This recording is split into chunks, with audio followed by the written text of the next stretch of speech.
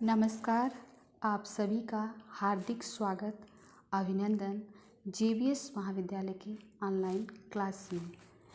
आज हम राजनीति शास्त्र के अंतर्गत संविधान को अच्छे से पढ़ेंगे और चीज़ों को समझेंगे भी।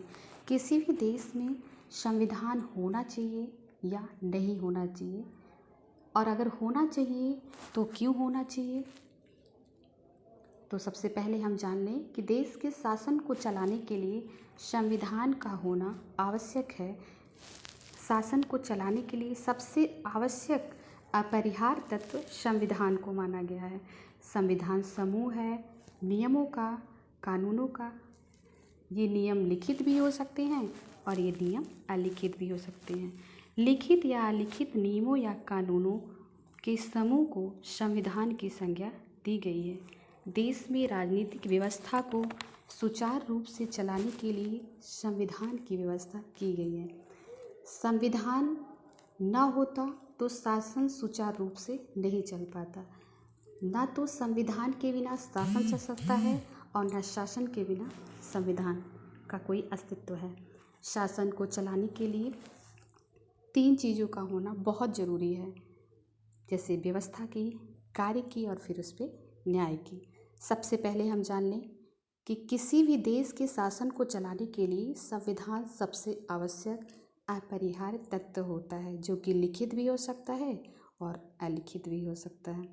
संविधान के द्वारा ही राजनीतिक व्यवस्था के स्वरूप को निर्धारण किया जाता है, शासन के तीनों अंगों द्वारा, जैसे व्यवस्थापिका, कार्यपालिका और न्यायपालिका। संविधान के माध्यम से जनता तथा सरकार के मध्य संबंधों का निर्धारण किया जाता है। इसलिए के.एम. मुंशी ने संविधान को देश की आत्मा की संज्ञा दी है।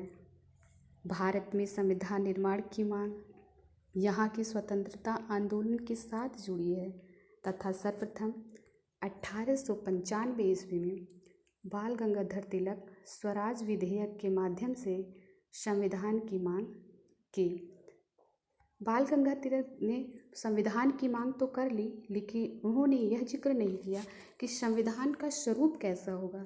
संविधान लिखित होगा कि संविधान अलिखित होगा, संविधान में कितने लोग सम्मिलित किए जाएंगे, संविधान का क्षेत्र विधि क्या होगी। इसलिए उनके संविधान की मांग के बाद 1922 ईस्वी में महात्मा गांधी ने कहा कि भारत का संविधान भारतीयों की इच्छा के अनुसार होना चाहिए, अर्थात गांधी जी के अनुसार किसी भी विदेशी सत्ता के द्वारा सौंपे गए संविधान को भारतवासी स्वीकार नहीं करेंगे। भारतीय अपने संविधान का निर्माण स्वयं करेंगे। 1928 ईस्वी में मोतीलाल नेहरू के द्वारा नेहरू रिपोर्ट के माध्यम से संविधान की मांग की गई। संविधान निर्माण का प्रयत्न किया गया, परंतु उनका यह प्रयत्न भी असफल हो गया। 1934 में एम.एन. राव ने के द्वारा सर्वप्रथम औपचारिक रूप से संविधान सभा के माध्यम से संविधान निर्माण की मांग की गई। स्वराज पार्टी प्रथम ऐसा राजनीतिक दल है जिसके द्वारा संविधान सभा के माध्यम से संविधान निर्माण की मांग की गई, जिसमें मांग का सबसे समर्थन भारतीय राष्ट्रीय कांग्रेस के द्वारा किया गया। 1938 में जवाहरलाल नेहरू के द्वारा वयस्क मताधिकार के आधार पर संविधान सभा के गठन की मांग की गई। अच्छा, वयस्क मताधिकार से अभिप्राय 18 या 21 वर्ष से नहीं है। वयस्क मताधिकार से अभिप्राय एक व्यक्ति एक वोट के सिद्धांत से है।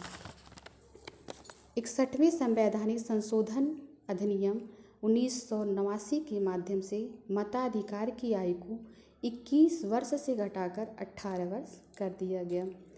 अगस्त 1940 में ब्रिटिश शासन के द्वारा भारतीयों के संविधान निर्माण की मांग का अस्थायी रूप से मंजूरी प्रदान की गई।